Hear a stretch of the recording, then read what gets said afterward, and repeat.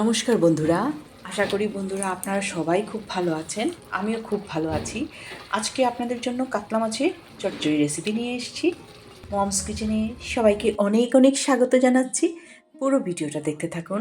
আশা করি বন্ধুরা আপনাদের ভালো লাগবে। আর সবার জন্য ছোট্ট ছোট্ট ট্রিক্স অ্যান্ড টিপস অবশ্যই আছে।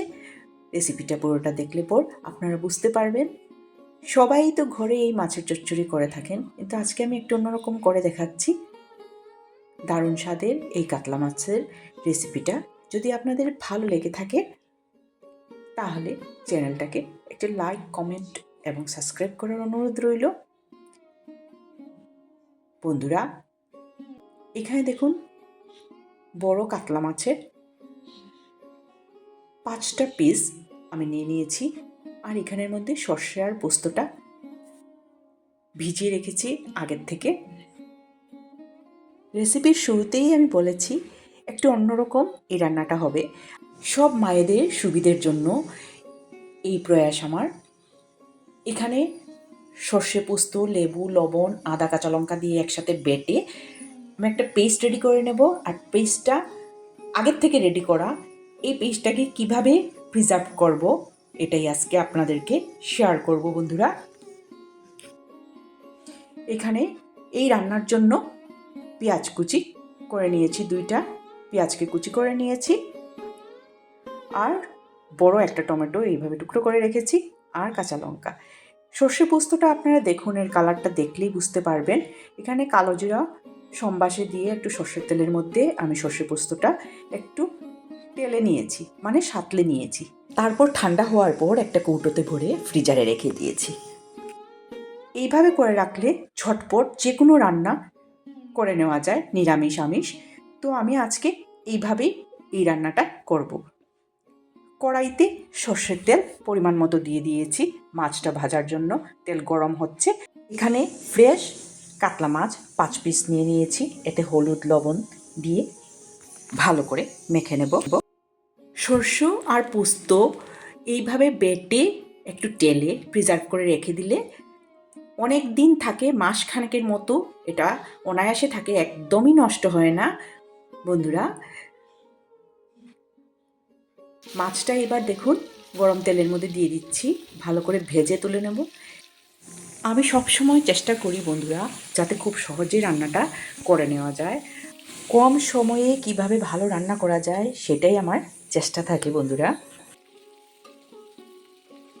অনেক সময় আমরা লবণ দিয়ে সর্ষে পোস্ত রাখি ঠিকই, কিন্তু কিছুদিন পর এটা নষ্ট হয়ে যায়। তো তার জন্য এইভাবে রেখে দিলে ঝটপট রান্না হয়ে যায়, কোনো ঝামেলা ছাড়াই। মাছটা ভাজা হয়ে গেছে, এবার তেল থেকে তুলে আলাদা একটা পাত্রে রেখে দিচ্ছি।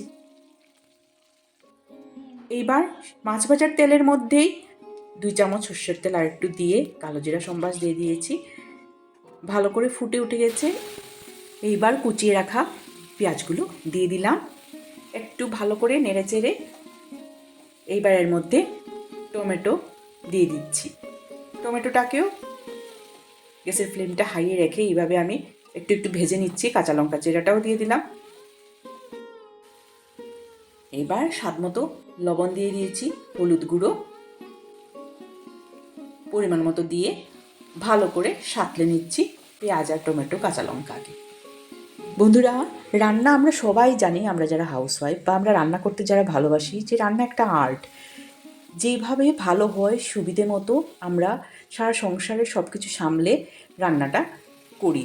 এখানে 2 চামচ জল দিয়ে একটু নেড়েচেড়ে দিলাম যাতে মশলাটা খুব ভালো করে কুক হয়ে যায়। এইবার গ্যাসের ফ্লেমটাকে কমিয়ে 5 মিনিটের জন্য কভার করে রেখে দিলাম।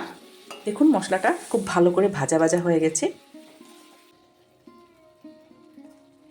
এইবার আমি রেডি করে রাখা সর্ষে পোস্তর পেস্টটা দিয়ে দিচ্ছি। বন্ধুরা, এইভাবে করে রাখলে চট করে রান্নাটা হয়ে যায়। যে মশলা বাটবো তারপরে করব, একদিন বেটে রেখে দিলাম, বেটে সাঁতলে ফ্রিজারে রেখে দিলাম। তারপর যতটুকু লাগে 2 চামচ করে যেই তরকারিতে যতটুকু লাগে ততটুকু নিয়ে করে নিলাম। ঝটপট হয়ে গেল, তাই না বন্ধুরা? মশলাটা খুব ভালো করে ভাজা ভাজা হয়ে গেছে। এবার মশলা ধোয়া জল অল্প দিয়ে নেড়ে চেড়ে দিলাম। দেখুন মশলার থেকে তেল রিলিজ করছে অলরেডি। এবার আরও অল্পখানি একটুখানি জল দিয়ে দিয়েছি। খুব বেশি জল দেব না। সবাইকে অনেক অনেক ধন্যবাদ পাশে থাকার জন্য, পুরো ভিডিওটা দেখার জন্য। আপনাদের ভালোবাসা প্রতিদিন আমি পাচ্ছি, সবাইকে তার জন্য আবারও অনেক অনেক ধন্যবাদ জানাচ্ছি। দেখুন চচ্চড়ির রসটা ফুটে উঠেছে। এবার মাছের টুকরোগুলো দিয়ে দিলাম। এটা একদম সহজ রান্না, আমাদের বাঙালিদের ঘরে ঘরে হয়ে থাকে। আমার ইচ্ছে হলো রেসিপিটা আপনাদের সাথে শেয়ার করার, তার জন্য আজকে এই রেসিপিটা আপনাদের সাথে শেয়ার করলাম বন্ধুরা। আবারও একটুখানি ঢেকে দিয়ে দিলাম যাতে মাছের মধ্যে মশলা তেল সব ভালো করে ঢুকে যায়। কি সুন্দর দারুণ কালার হয়েছে। এইবার চেরা কাঁচা লঙ্কাগুলা দিয়ে দিচ্ছি। সর্ষে বাটার মধ্যে অলরেডি কাঁচা লঙ্কা দেওয়া আছে, আমি দেখেছেন আপনারা, এতে কোনো গুঁড়ো মশলা ঝাল কিছু দিইনি।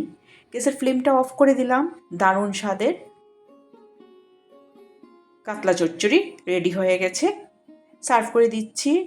আমরা গরম গরম ভাতের সাথেই মাছ খেতে ভালোবাসি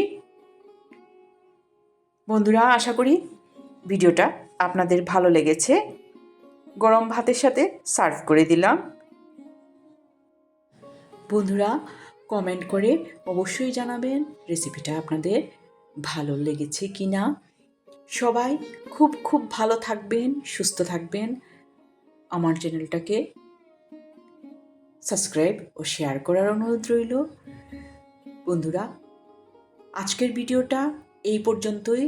আবার একটা ভালো রান্না নিয়ে আপনাদের সাথে খুব তাড়াতাড়ি দেখা হবে।